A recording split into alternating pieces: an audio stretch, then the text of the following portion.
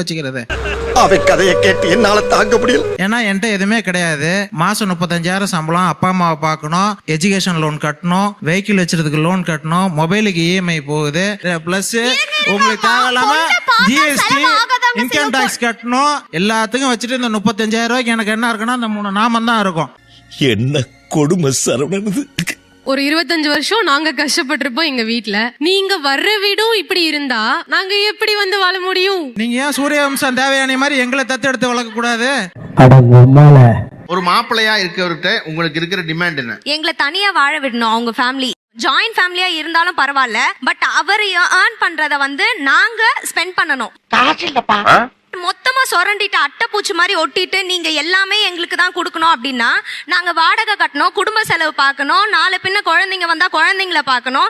கடைசியில என்ன சொல்லிடுவாங்க, வந்த மருமக எங்களுக்கு கொடுக்கவே இல்லை, என் புள்ளைய வந்து மயக்கிட்டா, ₹1 கூட